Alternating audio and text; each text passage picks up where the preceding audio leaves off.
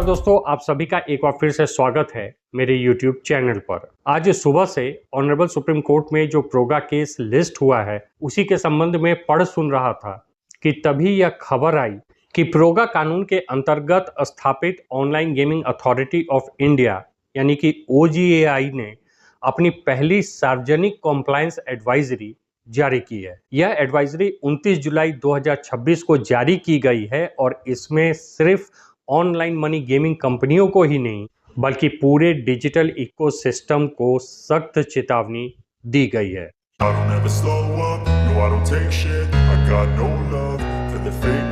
दरअसल promotion and regulation of online gaming act 2025 यानी कि प्रोगा एक्ट को लागू करने के लिए सरकार ने 22 अप्रैल 2026 को प्रोगा रूल्स अधिसूचित किया था और 1 मई 2026 से यह कानून पूरे देश में लागू हो गया। इसी कानून के तहत online gaming authority of India का गठन किया गया है, जिसे ऑनलाइन गेम्स की पहचान, उसका कैटेगराइजेशन और रेगुलेशन की जिम्मेदारी दी गई है।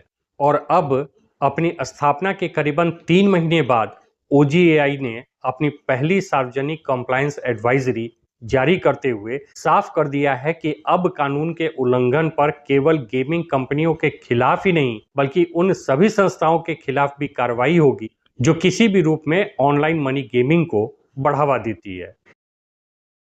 एडवाइजरी के अनुसार प्रोगा एक्ट का उद्देश्य लोगों, विशेष रूप से युवाओं और वल्नरेबल सेक्शंस को ऑनलाइन मनी गेम से जुड़े फाइनेंशियल, सोशल, मेंटल और प्राइवेसी रिस्क से बचाना है।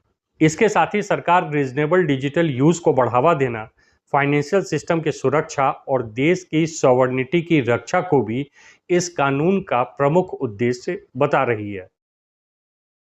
अपने एडवाइजरी में OGAI ने पहले बताया कि प्रोगा धारा 8 के तहत उसे यह अधिकार प्राप्त है कि वह तय करे कि कोई online game online money game है या नहीं। साथ ही गेम्स का रजिस्ट्रेशन, कैटेगरी तय करना और आवश्यक रेगुलेटरी कार्रवाई करना भी इसी अथॉरिटी की जिम्मेदारी है। इस एडवाइजरी का सबसे महत्वपूर्ण हिस्सा धारा 5, 6, 7 का पालन सुनिश्चित करना है। धारा 5 के अनुसार कोई भी व्यक्ति ऑनलाइन मनी गेमिंग ऑफर नहीं कर सकता, उसकी सुविधा उपलब्ध नहीं कर सकता, उसमें सहायता नहीं कर सकता, लोगों को उसमें शामिल होने के लिए प्रेरित नहीं कर सकता और न ही किसी भी प्रकार से ऑनलाइन मनी गेमिंग सेवा उपलब्ध करा सकता है। सजा की बात करें तो धारा 5 के उल्लंघन पर 3 साल की जेल और 1 करोड़ रुपए तक का जुर्माना लगाया जा सकता है। दोबारा अपराध करने पर 3 से 5 साल तक की जेल और 1 से 2 करोड़ रुपए तक का जुर्माना हो सकता है।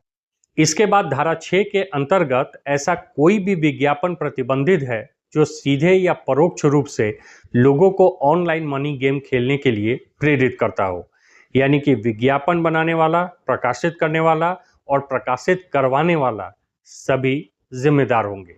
सजा की बात करें तो धारा 6 के उल्लंघन पर 2 साल तक की जेल और 50 लाख रुपए तक का जुर्माना लगाया जा सकता है। वहीं दोबारा अपराध करने पर 2 से 3 साल की जेल और 50 लाख से 1 करोड़ रुपए तक का जुर्माना हो सकता है। वहीं धारा 7 बैंकों, फाइनेंशियल इंस्टीट्यूशंस और उन सभी व्यक्तियों पर लागू होती है जो ऑनलाइन मनी गेम्स के लिए पेमेंट, फंड ट्रांसफर या अन्य फाइनेंशियल लेन देन की सुविधा उपलब्ध कराते हैं। ऐसे लेन देन को सक्षम बनाना भी कानून उल्लंघन माना जाएगा। अगर इस धारा के तहत सजा की बात करें तो उल्लंघन पर 3 साल तक की जेल और 1 करोड़ रुपए तक का जुर्माना लगाया जा सकता है। वहीं दोबारा अपराध करने पर 3 से 5 साल तक की जेल और 1 से 2 करोड़ रुपए तक का जुर्माना हो सकता है। लेकिन इसके बाद OGAI ने अपने सबसे महत्वपूर्ण स्पष्टीकरण में कहा है कि यदि कोई संस्था खुद गेमिंग कंपनी नहीं भी है लेकिन किसी भी रूप में ऑनलाइन मनी गेम्स को सहायता, प्रचार, टेक्निकल समर्थन या सर्विस उपलब्ध कराता है तो वह भी प्रोगा एक्ट के तहत जिम्मेदार मानी जाएगी। इस कारण एडवाइजरी में कई तरह के संस्थाओं को सीधे चेतावनी दी गई है।